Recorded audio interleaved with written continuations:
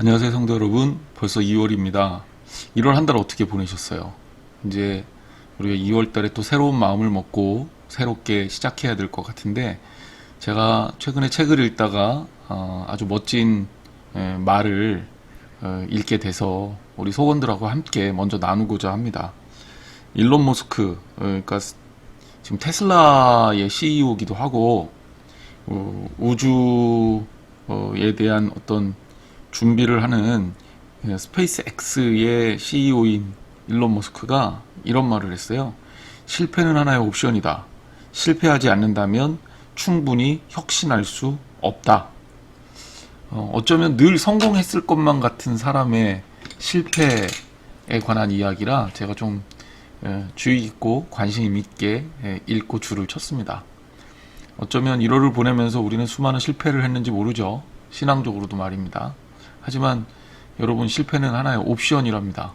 그리고 성공에 도달하기 위해서 어쩌면 거쳐야 할 반드시 과정이라고 생각하면 우리가 1월 달에 했던 자그마한 실패들 이제 다시 추스려서 하나님 나라를 위한, 또 우리 신앙 성장을 위한 성공으로 연결해 나간다면 좋지 않을까, 이런 생각에 간단한 이 문구를 같이 나눴습니다. 오늘 사실 제 영상 장비가 조금 이상이 생겨서 이 오프닝만 따로 찍고요. 그 다음에 PPT 위주로 속해 공과 영상은 진행해야 될 것 같습니다. 그렇게 진행할게요. 이번 주 설교는 제목이 지식에서 영성으로였죠. 아마 이어령 교수님의 지성에서 영성으로의 오마주? 표절은 아니고 오마주 정도로 생각하시면 되겠습니다. 물론 의미하는 바는 조금 달라요. 하지만 제가 오늘 본문을 통해서 이 말씀을 좀 이런 방향에서 나누고 싶어서 정한 제목입니다.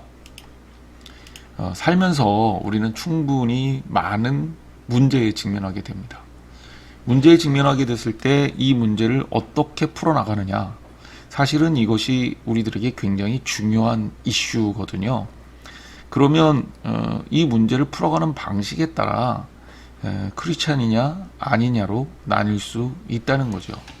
그러면 우리가 당하는 여러 가지 문제 중에 이 문제들에 대해서 어떻게 반응하고 어떻게 풀어나갈 것인가 라는 그 의미를 좀 생각해 보면서 본문을 좀 읽었으면 좋겠습니다.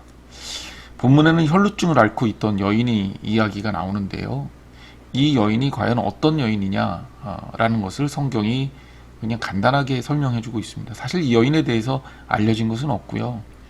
이 여인이 지나가는 예수님을 붙들어서 그 옷에 손을 댔고 12년이나 앓고 있던 혈루증을 깨끗하게 고쳤다라는 내용이 삽입되어 있는 그런 어떤 본문입니다. 이 본문에서 우리에게 주고자 하는 내용이 뭐냐면, 첫 번째는 이 여인이 예수님의 소문을 들었다라는 것에서 시작이 됩니다. 이 여인은 12해 동안 예수님 병을 앓았어요. 혈루증을 앓았는데 성경 본문에 보면 12해 동안 혈루증을 앓았음에도 불구하고 이 여인은 정말 고생 많이 하고 애를 많이 썼고 심지어 의사를 만나고 가진 돈을 모두 허비했지만 괴로움만 당했다. 성경은 그렇게 이야기합니다. 이 실망에 빠져 있던 여인, 절망에 빠져 있던 여인이 예수 그리스도에 관한 소문을 듣습니다. 이것이 이 여인이 예수님에 대한 접근을 하는 시작이 됐다라는 거죠. 무엇을 안다는 것은 굉장히 중요한 일이다. 저는 그렇게 말씀드리고 싶어요. 어떤 사람들에게도 어떤 경우에도 어떤 알미 있다는 건 굉장히 좋은 일이거든요. 많이 알수록 또 기회를 많이 얻기도 합니다. 이 여인이 만약에 예수님의 소문을 듣지 못했다 그랬다면 이 여인의 이야기가 성경에 실릴 리도 없었겠죠. 이 여인은 예수님의 소문을 듣고 자신의 앓음에 대해서 충분히 통찰하고 깨달았습니다. 우리가 이 앓음이라는 게 왜 중요하냐, 로마서 10장 17절 말씀에 보면, 그러므로 믿음은 들음에서 나며 들음은 그리스도의 말씀으로 말미암았느니라 라고 말하고 있는데요. 그만큼 우리의 믿음이 이 들음, 즉 정보를 인식하고 깨닫는 것과 깊은 상관관계가 있다라는 것을 볼 수 있습니다. 그래서 안다라는 것은 우리가 생각하는 것보다 훨씬 더 중요한 것이고, 이 알기 위해서 더 많이 노력해야 합니다. 이 여인이 예수님의 소문을 듣고 가만히 있었다면 과연 그가 정말 치유함을 얻을 수 있었을까? 아니라는 거죠. 예수님의 소문을 듣고 마음에 새겼습니다. 제가 지난주에 간단하게 인간의 뇌, 기억 뭐 이런 얘기를 좀 드렸었는데, 뭐 복잡한 그런 얘기들은 좀 접고 우리가 기억해야 될 것은, 좌우간 하나님 말씀을 들으면 우리의 마음속에 남기자. 그냥 흘려보내지 말자. 우리 머릿속에, 우리 뇌리 속에, 우리의 가슴에 새겨서 이 말씀이 일하도록 그렇게 해야 된다. 그래야 우리의 믿음도 성장한다. 이런 말씀을 좀 드리고 싶습니다. 두 번째는 알면서 끝나면 안 된다는 거예요.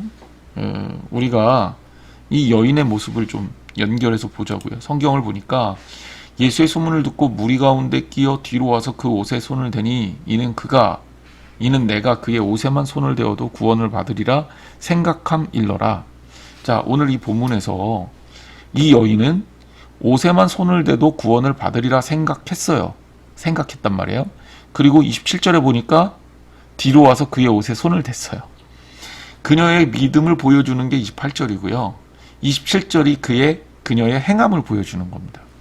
그러니까 우리가 이 땅을 살 동안 예수 믿는 건 이런 거야 라고 생각 많이 해요. 그런데 이 생각이 우리의 삶으로 연결되는 사례는 그다지 많지 않습니다. 여러분, 신앙이라는 건 뭐냐? 바로 예수 그리스도를 믿는 그 믿음이 우리의 삶으로 이어져야 한다는 거예요. 내가 하나님 앞에 이렇게 살아야지 라고 했다면 실제로 그렇게 살기 위해서 노력해야 된다라는 겁니다. 말은 쉽지만 이게 굉장히 어려움이 있었죠.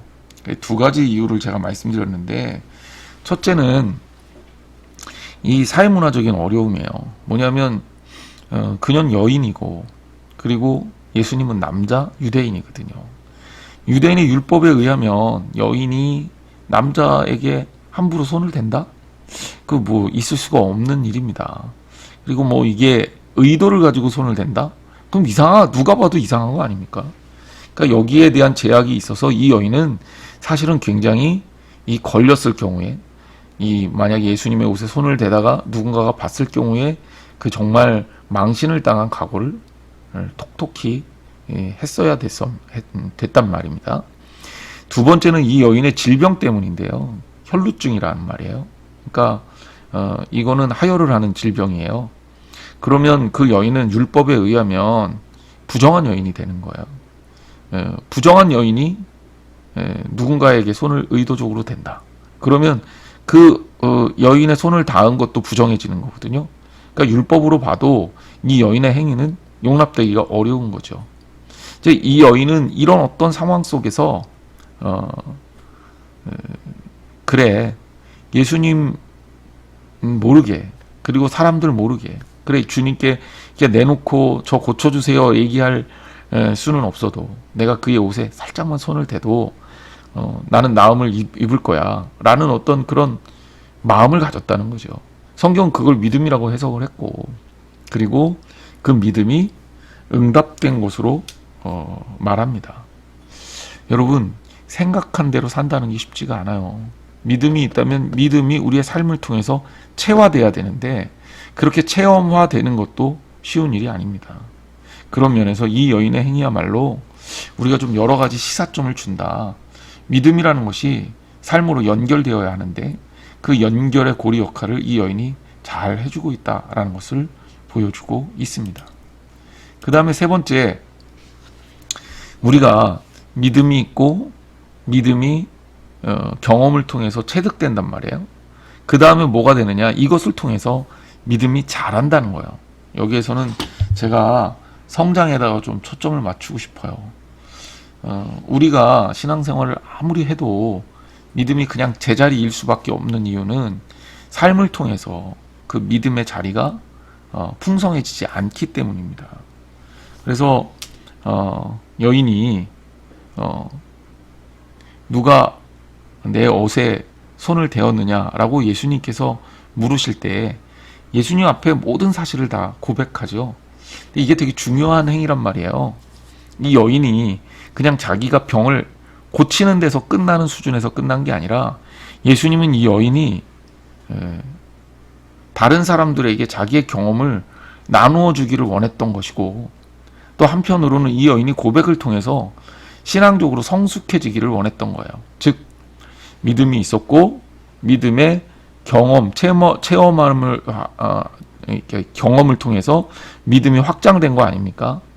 그리고 이것이 고백되어져서 이 여인의 믿음의 스토리가 완성이 되는 거죠. 믿음의 스토리가 완성되면 이 여인은 어떻게 될 수 있느냐? 성장할 수 있다는 겁니다. 예수님이 이 여인을 보고 이렇게 고백해요. 예수께서 이르시되 딸아 내 믿음이 너를 구원하였으니 평안히 가라. 내 병에서 놓여 건강할지어다. 자, 우리가 아까 봤지만 이 여인은 이미 나았어요. 이미 나았는데 예수님이 이 이야기를 이 여인의 고백을 통해 한 번 더 확인해 주는 거예요. 이제부터는 이 여인은 어떤 문제가 생겼을 때 신앙적 방법으로 해결할 수 있는 그 어떤 상황을 터득하게 되는 겁니다. 이게 되게 중요한 포인트예요. 우리가 신앙생활을 하더라도 똑같은 방법으로 똑같은 문제를 일으키고 똑같이 실수하고 반복해서 실수하고 이거는 하나님께서 기뻐하시지 않아요. 우리가 어떤 일을 했다면 그 일을 통해 성장하는 거죠. 그리고 그 방법을 깨닫는 겁니다. 이제 세상적인 방법 아니라 그리스도를 통한 방법을 이 여인이 깨달았기 때문에 앞으로 그렇게 살 수 있지 않을까라는 겁니다. 신앙의 성장은 그렇게 이어주는 거고요. 한 걸음 더 나아가면 이것을 통해 나의 신앙적 스토리가 생기잖아요. 나의 신앙적 스토리가 생기면 그 다음부터는 뭐가 되느냐? 다른 이들에게 나의 신앙적 스토리를 나눠줄 수가 있게 됩니다. 우리가 간증이라고 부르는 것들입니다. 그러므로 여러분들은 예수 그리스도 안에서 내가 어떤 알을 가지고 있고 그리고 그 알을 통해 어떻게 그리스도와 관계를 형성하고 있고 그 관계를 통해 어떻게 신앙적 성장을 이루었는지를 살펴보고 깨닫고 내 삶이 얼마나 바뀌었는지를 고백해야 한다는 거죠. 잠깐만요. 물 좀 마실게요.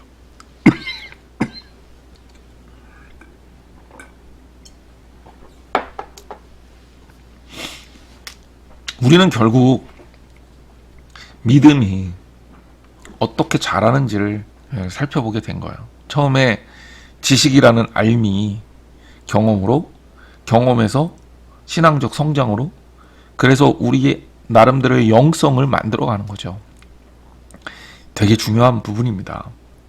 그래서 우리 성도들이 주님과의 관계를 통해서 또 경험하고 말씀의 알을 통해서 이 말씀의 실천을 통해 경험하게 되고 이 경험을 통해 영성이 쌓이고 신앙적으로 성장해서 하나님이 기뻐하시는 거룩한 크리스찬이 되어야 할 책임이 우리에게 있다라는 겁니다. 자, 그러면 말씀을 이렇게 좀 가름하고요. 자, 한번 적용을 한번 해보겠습니다. 그냥 이렇게 제가 적용 첫 번째를 가져왔는데, 우리는 하나님을 아는 게 굉장히 중요하잖아요. 그래서 호세아 선지자도 힘써 하나님을 알자 이렇게 우리에게 권유하고 있고요. 그리고 신명기에서도 늘 말씀을 새기고 이마에 또 표를 해서 붙이고 이런 표현, 문설주에 붙이고 이런 거는 다 말씀을 가까이 하고 깨닫게 하기 위한 거거든요. 그러니까 알을 통해서 굉장히 중요한 신앙적 경험을 한단 말이에요. 말씀을 들어도 깨닫지 못하는 사람은 진도를 못 나가요. 땅에 씨앗이 떨어지면 그게 싹이 나야 되잖아요. 그러니까 이게 알매 단계다 이렇게 볼 수 있는 거죠. 여러분들은 말씀을 통해서 요즘에 깨달은 것들이 있다면 그게 어떤 건지, 그리고 한편으로는 알기 위해서 말씀을 깨닫기 위해서, 말씀을 배우기 위해서 어떤 노력을 했는지 좀 궁금하고요. 저는 여러분들에게 최선을 다해서 하나님 말씀을 깨닫게 하기 위해서 좀 노력해야 될 책임이 있는 사람이다라는 생각을 가지고 있거든요. 그러니까 여러분들이 그런 어떤 풍성한 알매 경험, 깨달음의 경험을 했으면 좋겠다 생각을 합니다. 소원들하고 이 부분을 좀 집중적으로 나눠봤으면 좋겠어요. 두 번째, 내 삶에 있어서 내가 어떤 말씀을 깨달았다면 삶에 이 말씀이 적용된 적은 있는지, 혹시 있다면 그것은 어떤 건지 한번 소원들과 또 나눠봤으면 좋겠습니다. 여러 가지 경험들, 여러 가지 체험들을 하잖아요. 그래서 하나님 말씀이 그냥 하나님 말씀이 아니라 내 삶에 직접 들어와서 나를 개입하고 나와 함께 하시는 말씀으로 일을 하신단 말이에요. 그 말씀이 우리의 삶에서 일할 수 있는 경험들 여러분들이 해보셨다면 정말 귀중한 경험이 되지 않았을까 싶습니다. 하나님의 오른손으로 붙든다는 것이 어떤 것인지, 하나님의 자녀로서 하나님께서 사랑하신다는 것이 어떤 것인지 혹시 경험한 것이 있다면 좀 나눠보시면 좋을 것 같습니다. 세 번째, 요거는 이제 큰 흐름에서 약간 벗어난 포인트인데 중요한 포인트라 가져왔습니다. 그러니까 우리가 신앙생활을 하면서 굉장히 좀 잘못할 수 있는 것 중에 하나가 수단과 방법의 혼동이에요. 그러니까 예수님의 옷을 붙들고 나음을 입은 이 여인, 많은 사람들에게 만약에 이 여인의 이런 어떤 옷을 만졌더니 나았더라라는 걸로 알려지게 된다면 사람들은 자칫 예수님을 믿는 믿음이 아니라 예수님의 옷에 이 신앙적 중심을 두을 가능성이 굉장히 많아요. 근데 그래서는 안 되잖아요. 사실 예수님이 우리에게 주시고 있는 메시지의 핵심은 뭐냐면 믿음이 일한다는 거거든요. 그래서 이 여인에게도 믿음이 너를 구원하였다, 이런 표현을 썼습니다. 예수님이 이 땅에 오셔서 수많은 병자를 고치셨는데 다양한 방법을 쓰셨어요. 왜 다양한 방법을 쓰셨을까? 저는 거기에 의미가 있다고 생각합니다. 예수님께서 다양한 방법을 쓰신 거는 방법이 중요한 게 아니라, 그쵸, 예수님을 믿는 믿음이 중요하다고 우리에게 가르치고 있는 거죠. 실제로 그래서 다른 곳에서도 내 믿은 것이 너를 구원하였다, 내 믿음이 너를 구원하였다라는 표현을 예수님께서 반복해서 하시고 있습니다. 여러 가지 방법으로 고치셨지만 말입니다. 그러니까 예수님의 옷의 능력이 있는 게 아니에요. 그래서 캐톨릭에서는 마리아의 성상에 눈물이 흐르면 그거 보러 가는다고 줄 서고 난리가 안 되는데, 여러분, 그거 의미가 있는 게 아니죠. 중요한 것은 그리스도를 얼마나 잘 믿느냐라는 겁니다. 그래서 우리도 자칫 잘못하면 이렇게 혼동할 수가 있어요. 그래서 물론 예수님의 어떤 예수님 사랑하는 마음에서 예수님 옷이나 또 십자가 상징이나 또 성경이나 또 여러 가지 교회의 기물들이나 혹은 그림이나 성화나 성상이나 이렇게 보고 느끼고 가슴으로 좀 담아두고 묵상하고 나쁜 거 아닙니다. 하지만 그것이 구원의 수단이 되는 건 구원의 방법은 아니에요. 오직 우리를 구원하실 수 있는 것은 예수 그리스도를 통한 믿음이다. 예수 그리스도를 향한 믿음이다. 그걸 잊지 말아야 됩니다. 수단과 방법을 혼동해서 신앙적으로 잘못 적용하고 있는 것들이 혹시 있는가, 여러분들 좀 묵상해 보시고요. 만약에 있다면 좀 적고 그것들을 좀 바꿔나가셨으면 좋겠습니다. 행복한 또 한 주가 되시고요. 속원들과 또 따뜻한 만남 그리고 나눔 되시기를 주님의 이름으로 축원합니다.